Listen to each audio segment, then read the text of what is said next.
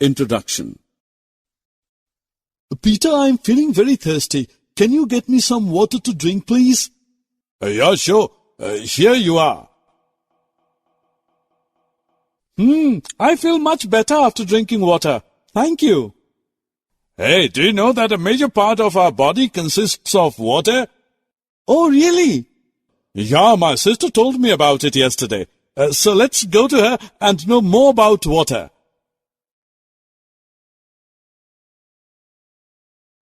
Objectives.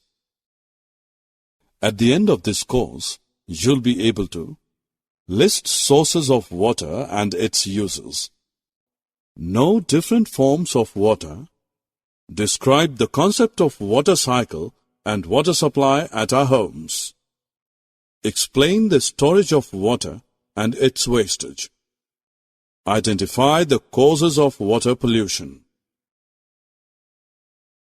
Hello, sister. Hi, John. How are you? I'm fine, thank you. Peter said that you told him some interesting facts related to water.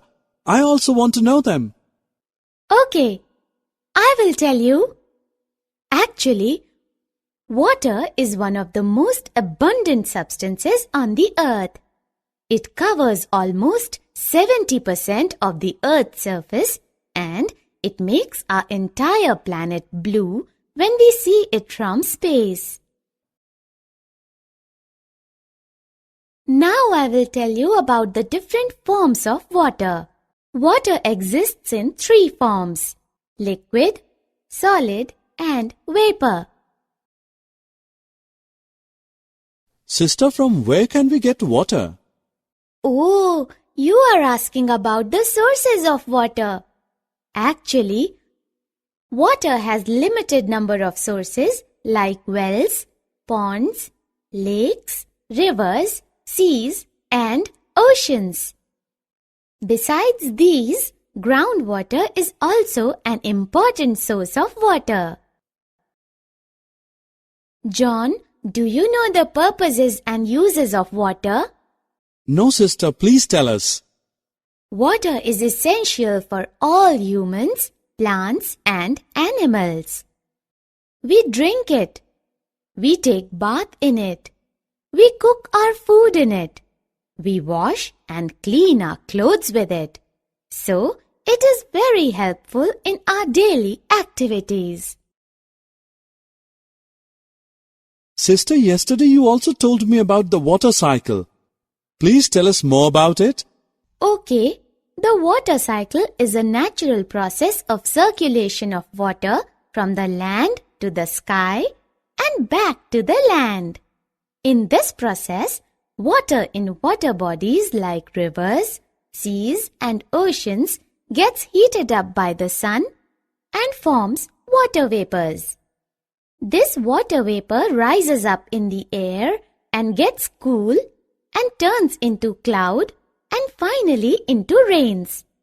Then, after raining, land water goes to lakes and rivers, which then flow back to the seas or oceans, and the cycle completes.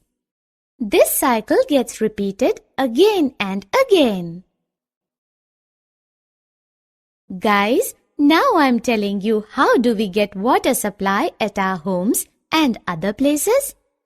As you know that we get water through taps and this water is drawn from a lake or a river and then it is supplied through a network of pipes after purification process at the water plants.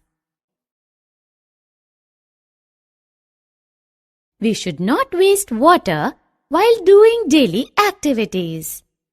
We all use so much water while brushing teeth or washing dishes.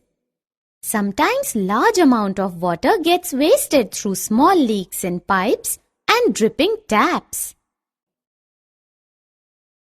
Look, John, this water is so dirty. Oh yes, but how does the water get so dirty?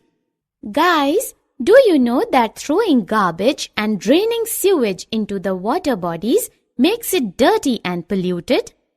we cannot use this water for drinking and other household purposes.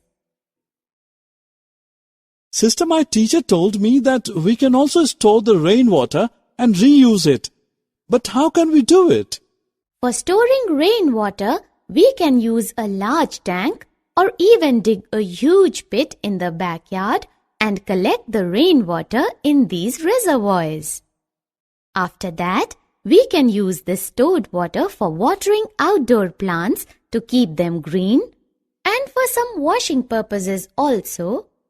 And in cases, this water can also be used for drinking purpose after filtration.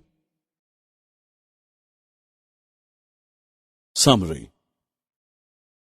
Let's summarize what we have learned so far. Water is one of the most abundant substances found on earth. Water exists in three forms: liquid, solid, and vapor. We use water in our daily activities. The water cycle is a natural process of circulation of water from the land to the sky and back to land again. We should not waste water. Dumping garbage in water bodies